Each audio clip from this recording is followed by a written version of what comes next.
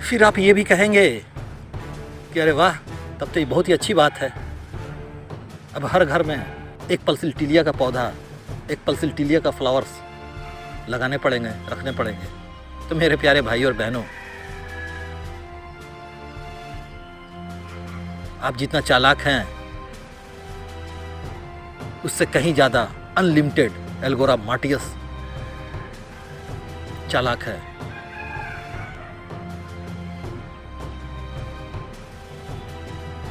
आप किसी को पत्थर फेंक कर, कुछ ही दूरी पर किसी इंसान को आप पत्थर फेंक कर मार सकते हो, पर आप अंदाज़ा लगा लीजिए कि हम और आप भारत में रहते हैं और प्रशांत महासागर की दूरी क्या है। प्रशांत महासागर बहुत ही दूर है। तो एल्गोरा मार्टियस प्रशांत महासागर की गहराइयों के अंदर, बहुत ही अंदर वो रहती है और वहीं से वार करती है और वहीं से वार करेगी वो। और उसका वार, उसका हथियार धरती के किसी भी क्षेत्र में पहुंच जाएगा और उसको नष्ट करके और रिटर्न बैक और फिर जाके वापस समुद्र में चला जाएगा।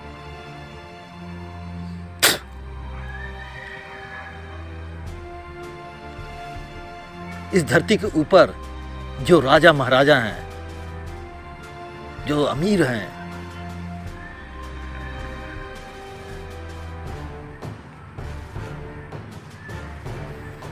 उनकी सुरक्षा इसी तरह से होगी। सिर्फ और सिर्फ फ्लावर के लोकेशन, फ्लावर की कैटेगरी, सिर्फ ये चेंज होगी। बाकी सब कुछ जस का तस रहेगा। ये मेथड सिर्फ और सिर्फ राजाओं के लिए और अमीरों के प्रोटेक्शन के लिए है। एल्गोरा मार्टियस ये छोटे छोटे बच्चे और गरीब को भी चुन चुन कर मारेगी।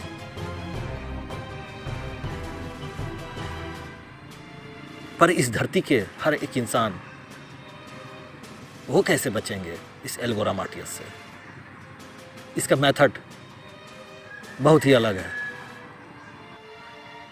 सब एक साथ लपेटे हुए इसके पास एक गारा, धारदार नुकीला छुरा है। सब एक साथ लपेटे हुए हैं और 11 के 11 नोक बाहर निकले हुए हैं। पर ये जो छुरा है ये लोहे का नहीं है और ना ही किसी ठोस पदार्थ का है।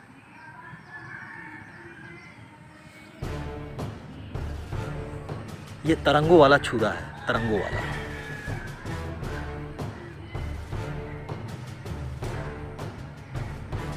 इंसानी दिमाग इसे समझ पाए तो आप इसे ऐसे समझ लीजिए कि ये एक लाइटिंग छुरा है। लाइटिंग, जिस तरह से प्लाज्मा लाइट होता है, जिस तरह से प्लाज्मा की रोशनी होती है, तो प्लाज्मा एक अलग ही चीज़ है, पर ये एक अलग ही चीज़ है। 11 ऐसे छुरे जो एक रहस्यमयी रोशनी से बने हुए हैं और सब एक ही साथ हैं, सब एक दूसरे से लिपटे हुए हैं, लेकिन सारे के सारे नोक, लेकिन सबके नोक बाहर निकले हुए हैं, लेकिन सबके नोक अपनी अपनी जगह पे बाहर निकले हुए हैं। मैं आपको दिखला दूं, देखिए इस तरह से, ये जो आप देख रहे हैं ना, इस तरह से। और इसका पिछला हिस्सा काफी लंबा है, इतना लंबा,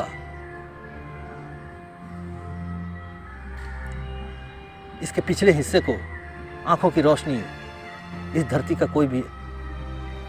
की कोई भी आंख नहीं देख सकती।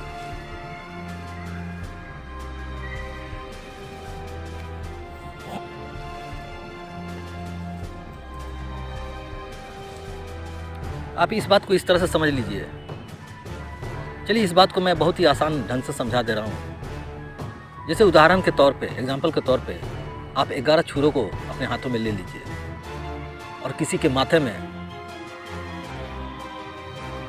एक साथ 11 छुरे को किसी के सर में घुसा दीजिए, बताइए उस इंसान की हालत क्या होगी, कितना दर्द होगा उसे। जितना भी दर्द होगा बहुत ही कम है। जितना दर्द होगा लोहे के 11 छुरे को किसी के सर में घुसाने के बाद, जितना दर्द होगा उससे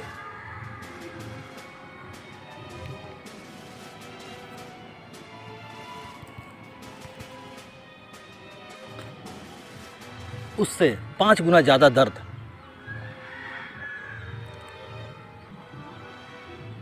इस एल्गोरा मार्टियस के छुरे से होगा। इस एल्गोरा मार्टियस के छुरे से होगा जब ये वार करेगी।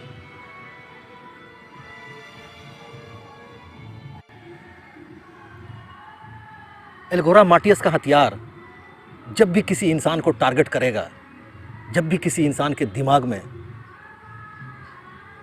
मेरे कहने का मतलब है एल्गोरा मार्टियस जब भी किसी के दिमाग में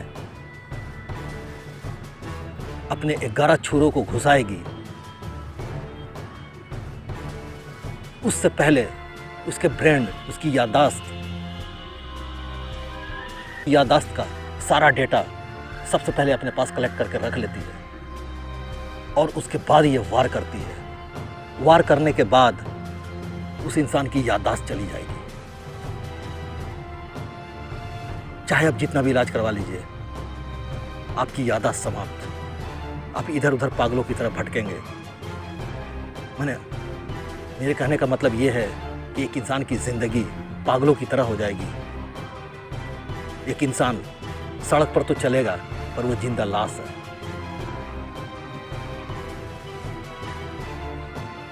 वो एक पागल बन जाएगा, उसे कुछ भी याद नहीं होगा पिछला।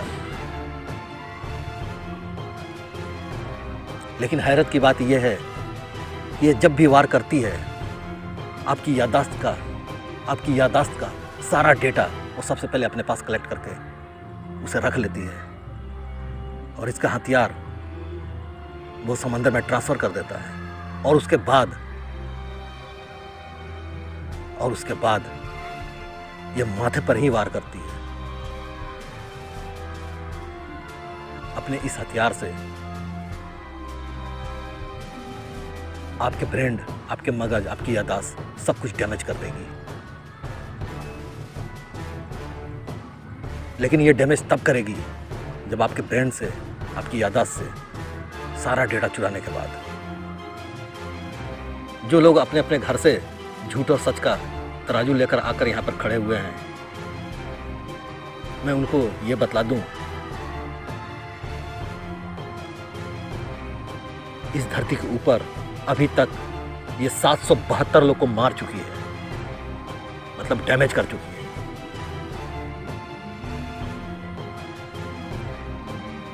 आप कहेंगे किनको किनको,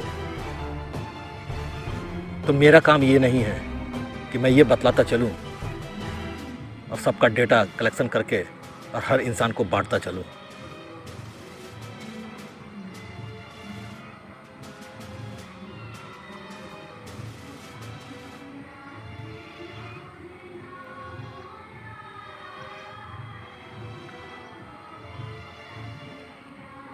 अगर आपको मेरी बातों पे यकीन नहीं है तो फिर आप इंतज़ार कर लीजिए, जब यह मामला भारत में भी होगा।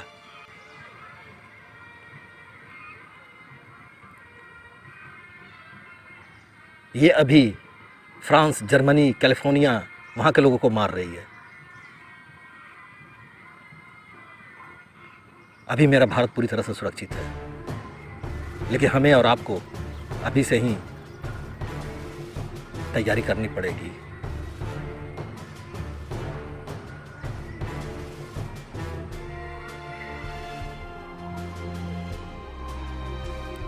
कोई भी इंसान बेरोजगार, भूखे तो रह सकता है, पर वो अपनी जान देना नहीं चाहेगा।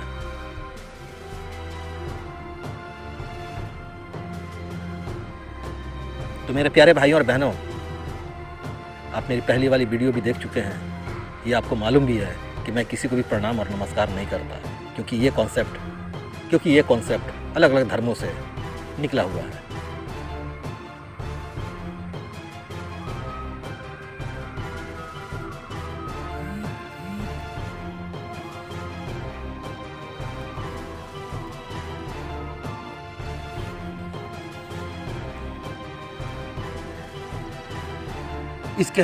इसके हथियार, इसके वार को अगर आप समझना चाहते हैं या आप इसके हथियार को देखना चाहते हैं तो मैं बहुत ही आसानी तरीके से आपको समझा दूं। आप आसमान में इंद्रधनुष को देख लीजिए।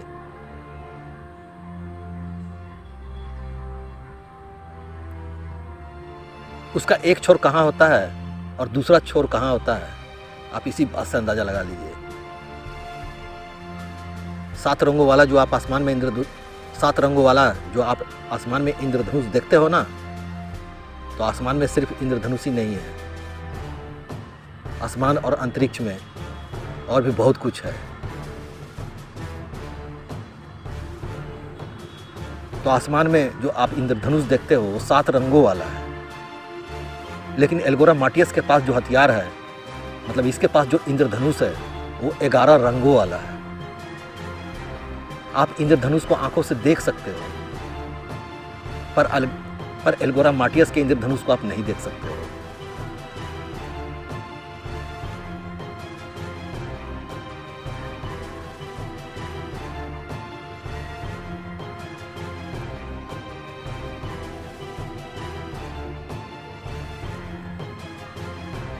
इसके पास जो हथियार है वो तरंग वाला हथियार है। उसी तरह का चीज़ को ये जनरेट करती है अपने शरीर से, मतलब अपने शरीर से इसी तरह का ये हथियार को उत्पन्न करती है, और समंदर के बहुत ही गहराइयों में। और ऐसा नहीं है कि समंदर के गहराइयों में बैठकर ऐसे हथियार को इंद्रधनुष के जैसा उत्पन्न करके और समंदर के बाहर निकाल के नाइजीरिया के किसी व्यक्ति को मार देगी, ऐसा कुछ नहीं है। ये इंसानों के जैसा समझदार है, सोच समझ कर किसको मारना है किसको नहीं मारना है, यह सब कुछ पहले डिसाइड करती है। और उसके बाद अपने हथियार को वहाँ भेज देती है। फिर इसका हथियार वहाँ जाकर अपना काम करता है और वापस लौट आएगा समंदर के अंदर। बस इतनी सी बात है।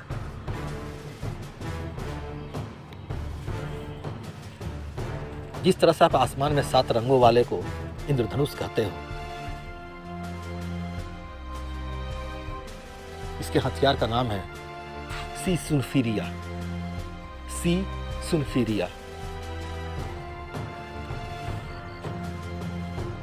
जब भी यह वार करती है, इंसान के सर में असहनीय दर्द होगा और उसकी याददाश्त चली जाएगी।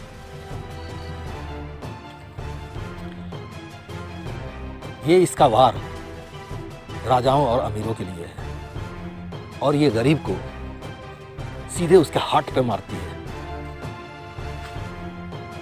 और ये गरीब को सीधे उसके हार्ट को डैमेज कर देती है। मतलब आपके हार्ट पे एक तेज लाइटिंग करेगी और आपको पता ही नहीं चलेगा, और आपके हार्ट का जो फ्यूज है उड़ जाएगा, खत्म। फिर आप डॉक्टर के पास लेकर जाएंगे और डॉक्टर आपसे कहेगा ये आदमी तो हार्ट अटैक से मर गया।